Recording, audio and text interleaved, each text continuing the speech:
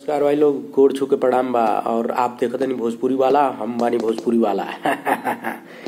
तो सबसे बड़ सवाल आज के जोन कहानी हम लेके आइल बानी, जोन विषय पे हम बात करे जातनी वो बाटे भोजपुरी सुपरस्टार खेसारी लाल यादव के निशाना बनावे के। जी हाँ, भोजपुरी इंडस्ट्री में केहू तो बाटे जे भोजपुरी स्टार खेसारी लाल यादव के करियर के खत्म कर चाहता। वो चाहत नहीं खे कि अब खेसारी लाल यादव इंडस्ट्री में अपन पांव जमा पावे और इंडस्ट्री में वो आगे बढ़ पावे। क्योंकि हर केहू जानता कि भोजपुरी इंडस्ट्री में इस समय सबसे बड़ स्टार अगर केहू बात वो खेसारी लाल यादव बाने। हर प्रोड्यूसर उनकी पर दांव लगावता, एल्बम में सबसे आगे वो जाता ने। और जो मेन कंपटीशन बा वो इस समय जोन बा ट्रेंडिंग स्टार खेसारी और पावर स्टार पवन सिंह के बीच में बा।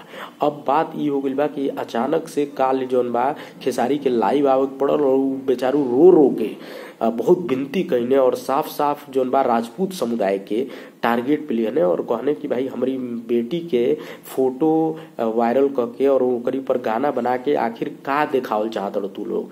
आप लोगन के बता दी कि खेसारी की बेटी के लेके कई बार कई तरह के ये निर्लज सिंगर हम कहब कि वो कुल जोन बा खेसारी की बेटी के फोटो लगावे सन अपनी वीडियो में और ऊपर गाना बनावे के कोशिश करे न सन।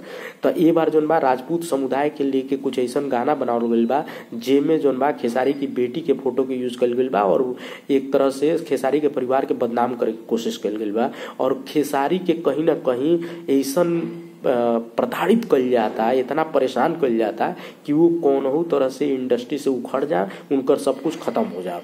खुद खेसारी कई बार ये बात कह चुकल बाने कि उनके भोजपुरी इंडस्ट्री के सुशांत सिंह राजपूत बनावे की कोशिश होता, उनके इंडस्ट्री में अलग थलग कल जाता। भोजपुरी के कई गो बड़ प्रोड्यूसर लोग भोजपुरी के ही कुछ एक दो सुपरस्टार लोगन के साथे मिल के ये कोशिश में जुटल बाने कि कोनो ना खेसारी के करियर खत्म हो जाओ। काहे कि हर केहू जानता कि भाई खेसारी कितना तेजी से आगे बढ़ल बाने और अब जितना तेजी से आगे जाते ने ओकरी कारण भोजपुरी इंडस्ट्री के ही कुछ एक दो स्टार बालोग जेकरा के अब आपन जो उनकर जगह बा वो हिलत नजर आवता।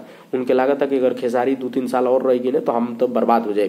तो ऐसन में वो लोग प्रोपेगेंडा बना के कोनो ना खेसारी के खत्म कर चाहता लोग।